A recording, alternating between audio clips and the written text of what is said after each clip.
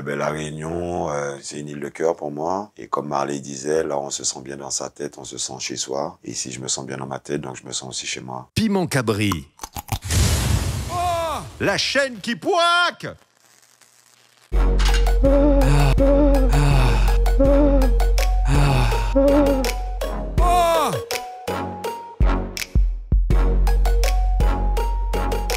Je suis né en 1977 à Épinay-sur-Seine, en Seine-Saint-Denis.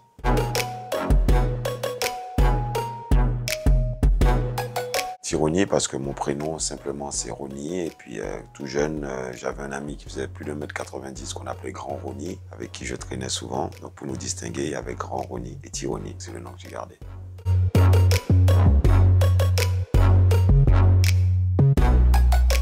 Logique, on va dire, c'est génétique, mais logique, pas sûr, parce que c'est tellement une grosse masse de travail, donc quand on se lance, faut pas y aller à demi. Donc c'est quand même beaucoup de pression, parce que comme le monsieur il a mis à un certain niveau, donc on est obligé quand même de se dire, bon, si on y va, faut pas y aller à moitié, quoi.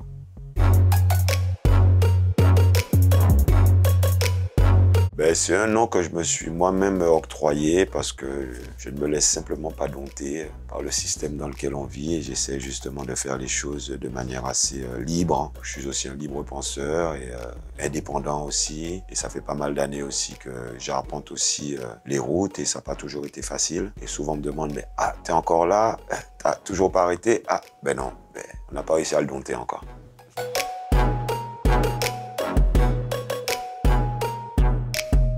On va dire que c'est une partie de l'inspiration, de mon inspiration. Et mon héritage, ben justement, je le retranscris dans ma musique. Et il fait partie justement intégrante justement de ce que je véhicule simplement dans ma musique. Et sans cet héritage culturel, ben, pour moi, ben, je ne ferais même pas de musique en fait. Et pour citer le grand Marcus Garvey, on dit qu'un peuple sans la connaissance de sa culture est comme un arbre sans racines. Donc du coup, ben, c'est une manière pour moi de rester enraciné aussi et à travers la musique de témoigner aussi de tout cet héritage culturel que je reçois et que je continue aussi à étudier et à essayer de faire corps avec en permanence.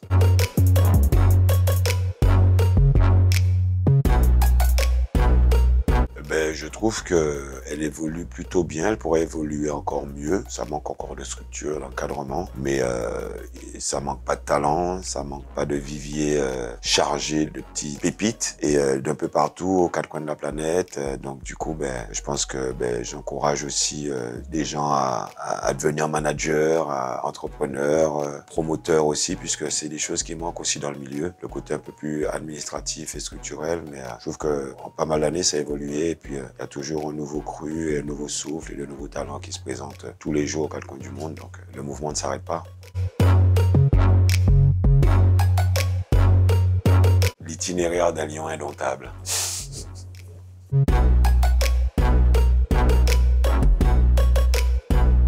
Alors, j'ai débarqué sur ce projet à travers la connexion avec un ami qui s'appelle Eben, qui m'avait d'abord invité sur son album qui s'appelait 2 balles de nègre. Et du coup, les producteurs de cet album m'ont par la suite rappelé par rapport à ce projet de BO de film qui faisait, donc c'était Mastéva Krake. Comme j'habitais aussi à Meaux, là où ils ont tourné le film et là où les producteurs aussi étaient basés, donc ils avaient besoin d'une voix un peu dancehall sur un instru funky. Et voilà, il s'avère qu'ils ont fait appel à moi et puis le reste, ça fait partie de l'histoire.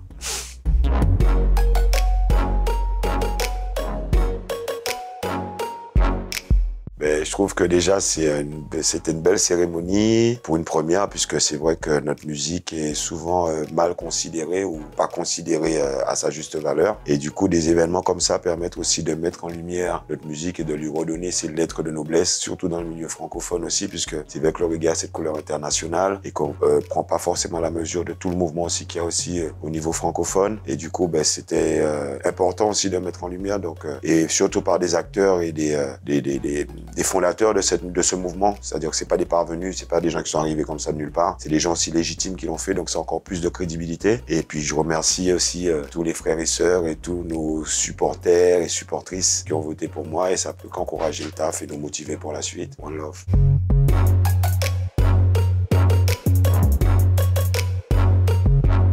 Ma rencontre avec tonton David, paix à son âme.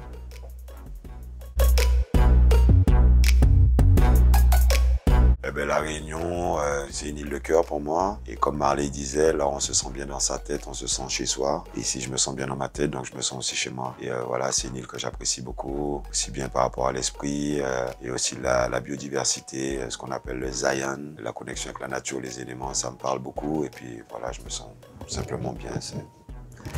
La vibe est bonne ici.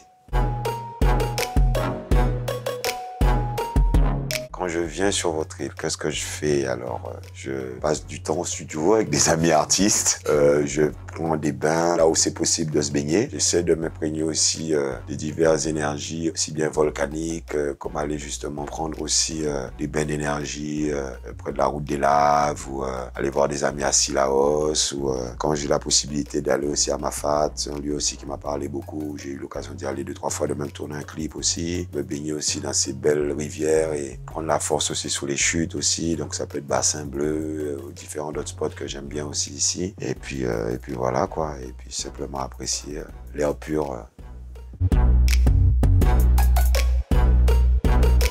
Alors, artistes locaux, j'aime bien écouter Kaf Malbar, Batsam, Pixel, Malkija. J'ai découvert aussi Fayazer, que j'apprécie aussi. Mighty Lion, Sika, Meylan, MC Duke. Il y en a pas mal, hein. James, Loïc Panaï. Vous avez de très très bons artistes ici. Et puis c'est vrai que ça me parle, le message me parle, les mélodies me parlent. Et puis je pense que c'est aussi lié aussi à l'environnement. Il y a une vibration mystique et magique ici à La Réunion.